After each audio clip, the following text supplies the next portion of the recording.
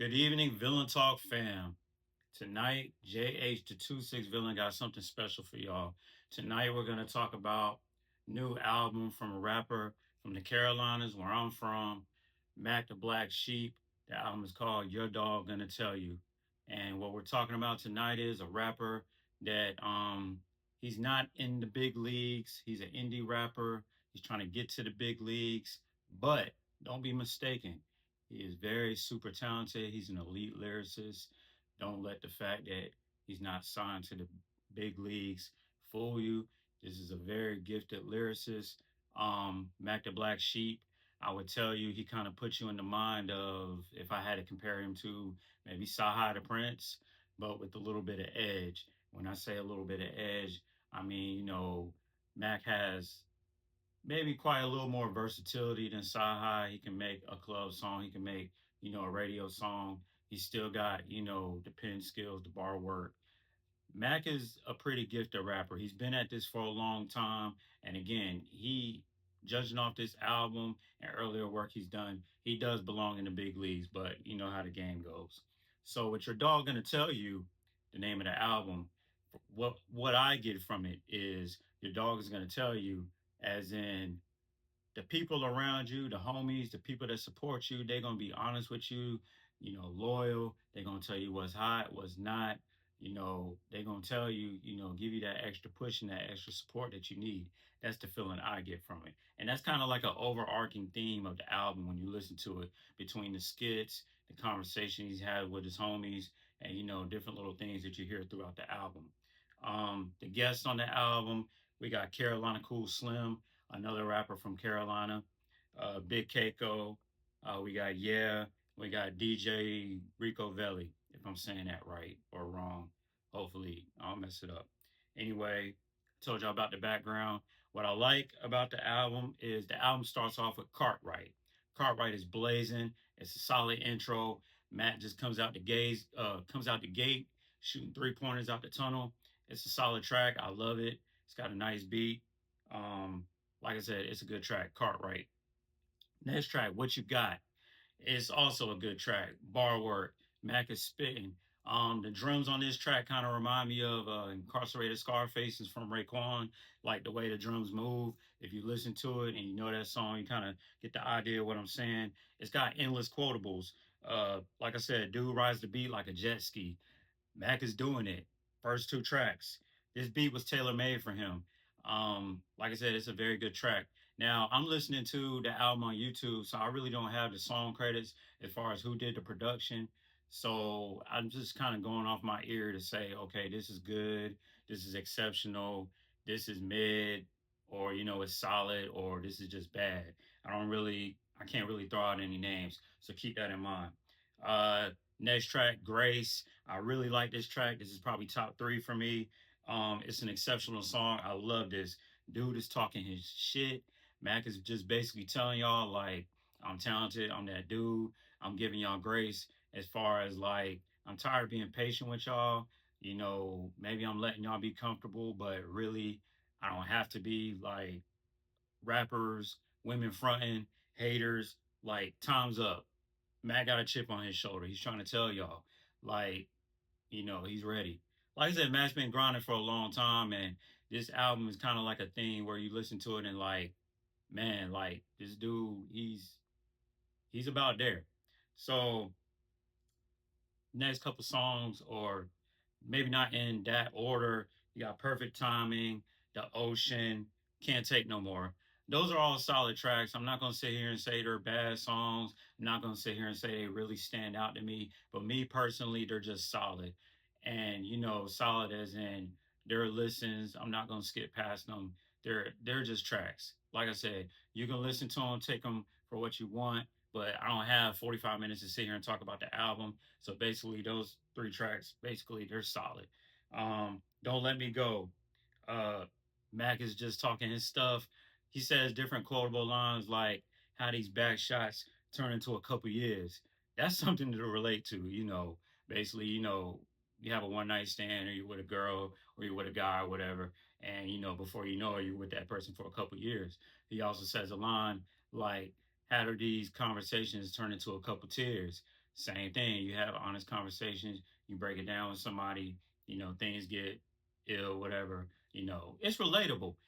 The best MCs, the best artists can kick stuff that's relatable. They can kick the bar work, they can story tell, they can give you the club songs, the radio songs, and they can also give you the stuff to relate to. Um, Clips. Woo! That's probably my top three, top two favorite song on the album. The beat is beautiful. It's kind of uplifting, kind of triumphant. It's got like a happy vibe to it. This track also features Carolina Cool Slim. To me, he's the best feature on the album. Max spits the first verse. Carolina Cool Slim comes with the second verse. It's got a nasty hook. It's just a great song. I featured this song on the page because I wanted y'all to hear it, kind of get a taste for like how Mac is coming. Mac says some crazy lines in this. Carolina Cool Slim got some crazy lines. Mac says in the song like the what does he say? What does he say? What does he say? Haters turn a goat into a carnivore. That's crazy. Like, just think about it. Again, Carolina Cool Slim did his thing. He's got some lines too. It's a beautiful song. Close Friends, Close Friends. That is the club song. That's where Mac is sliding on it. It features DJ Rico Velli. It also features I'm assuming the female rapper Yeah and Big Keiko. Mac comes through with a solid verse. This is obviously for the club. Matt comes through with his verse, and then I'm assuming DJ Rico Velli, and then Yeah, the female, and then Big Keiko. Now, with this song, out of Mac, I love his verse. Mac did his thing. Big Keiko was solid. I'm not gonna say he's exceptional. I'm not gonna say it was weak, but it was solid. Yeah, the female rapper, I'm assuming that's who it is. I wasn't really feeling her verse. I don't know. I think she could have came a little harder. I don't know if it was her voice, like the way she wrote the beat. I just wasn't really feeling it like that. DJ Rico Velli, his verse was kind of for me. But again, I mean, I know what they were trying to do. It's a club record. You in the club dancing, you drinking. You ain't really sitting here thinking about, oh, I don't like the way she rides the beat when you're in the club listening to this. So I kind of understand it. But if I'm riding around in my car listening to it and I'm trying to critique a review for y'all, that's kind of how I feel about it. So that's how I feel about Close Friends. But again, Mac has the versatility to do this kind of thing. The last track on the album, Introverted Soul, that's probably top three for me. The production on it is beautiful. I gave it a 10 out of 10 out of 10.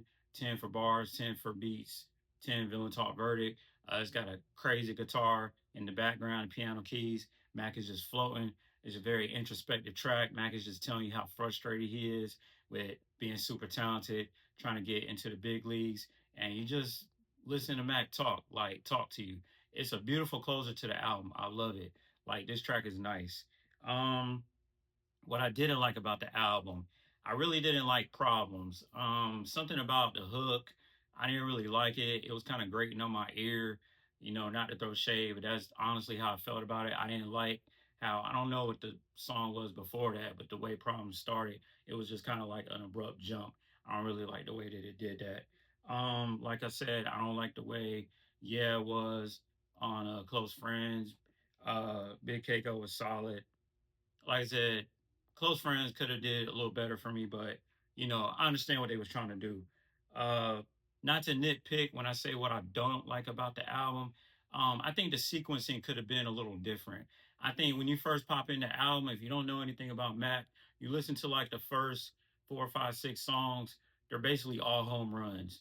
And then like the middle part of the album is kind of like I said, nothing really too much stands out. And you got Close Friends, and then it closes with Introverted Soul. Oh yeah, I'm sorry, I forgot to bring up Breathe with Me. That's a nasty track too.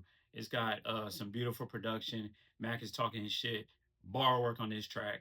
I thought about posting this song on the page, but I went with something else instead. But that's one of my favorite tracks too. Breathe with Me.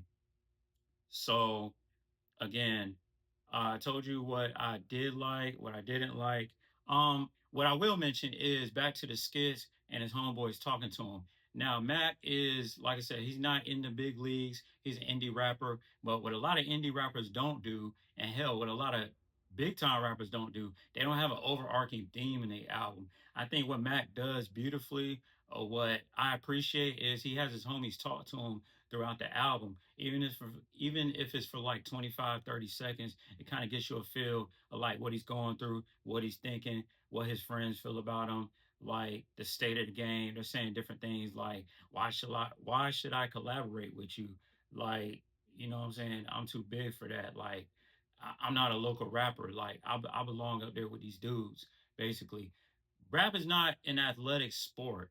You know what I'm saying? If you're skilled enough, talented enough, you got the experience, it is no reason why you can't sound as good as the big league rappers. You know what I'm saying? So anyway, I went on a little side discourse. Uh what I would score the album is bars, I would give it a 9. And I know that's a pretty high score, but I'm gonna give it to Mac the Black Sheep. Like I said, he's got the versatility, he can story tell, he got the bar work, he's got the club type vibes. I mean, he's got pretty much everything you need as a rapper. Um, he even does probably half the hooks in the album, and the other half he probably got somebody else singing for him. And like I said, he's got the insight to have a theme throughout the album, unlike a lot of other artists do, which is an obvious thing. Like, dang, you pop something in, it's got a title of an album, you want to know what it's about. So, like I said, the homies talking to him throughout the album, I really appreciate that. He's pissed off, he's confident throughout the album, he's got a chip on his shoulder. You really feel him. Beats, I'm gonna give it an 8. Like I said, I don't know who did the production. I'm just going off of what I hear. I don't have no really notes for it, but I really like Clips. Clips bangs. I love that beat. It's beautiful. Grace is nice. Introverted Soul with the guitar and the pianos. That's a beautiful track. Um, those stood out to me. Breathe with Me. That's another nice track. Mac was just spitting. Like I said, a lot of these beats, I think they were tailor made for Mac. You know, they were good production.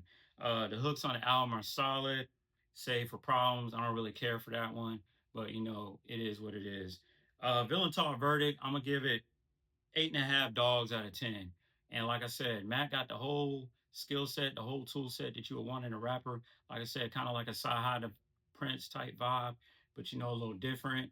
Um, I don't know. You guys on this page, you listen to different songs that I post up. Take a chance on this guy. You know, listen to him.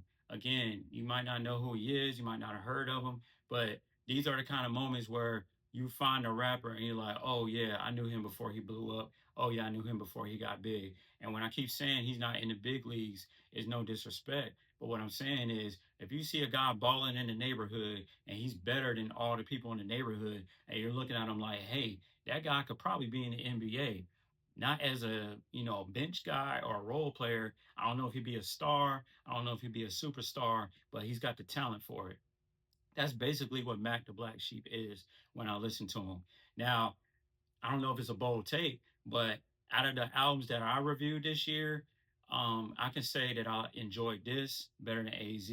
I enjoyed this better than 38 Special, Kanye, DJ Paul, and a few others. Now, J. Cole, Nick Grant, those are still my top two albums of the year, but Mac the Black Sheep, he's not really too far behind. And again, you just got to put him in that, hey, it's just not a local rapper talk. So again, if you got any time, I don't know if y'all watched this whole review. It ran kind of lengthy, but check out Mac the Black Sheep. Your dog gonna tell you because it's a good listen. And again, you could say that you found this rare gem. Again, thank y'all for listening to the album review for tonight. JH the 26 Villain reporting for Villa Talk, keeping it 500. Thank you for all the support, all the comments. One.